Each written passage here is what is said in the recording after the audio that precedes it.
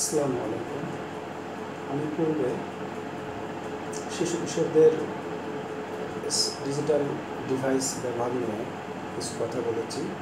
সেখানে positive side উল্লেখ করা হয়েছে, নেগেটিভ সাইড উল্লেখ করেছি। এখন আমাদের উপায়টা কী তাদের এই ডিভাইসগুলো থেকে বিরত রাখার জন্য?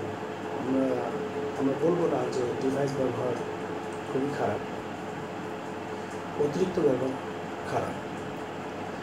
এর জন্য আমাদের পিতামাতাকে সচেতন করতে হবে এবং মোবাইল ব্যবহারের একটা নির্দিষ্ট টাইম করে দিতে হবে, যেন তারা এই সময়ের ভিতরে ব্যবহার করে।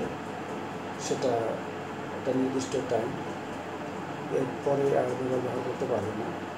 এছাড়া বাচ্চাদের বা শিশু কিশোরদের সাথে আমরা খোলামেলা কথা বলবো যে তারা যেন সুস্থ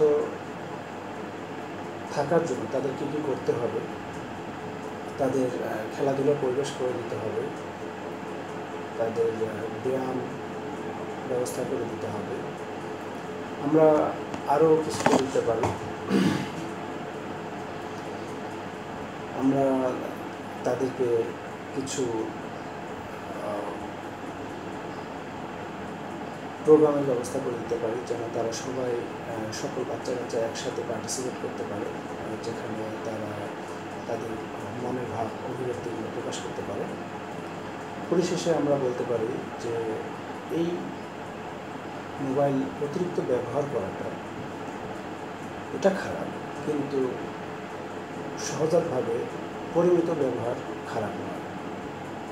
আসুন এমন একটা প্রজন্ম গড়ে তুলি যারা কেবলভাবে ডিভাইসের উপর নির্ভর করবে না, তারা মানসিকভাবেও যেন সুস্থ থাকে। আসসালামু আলাইকুম।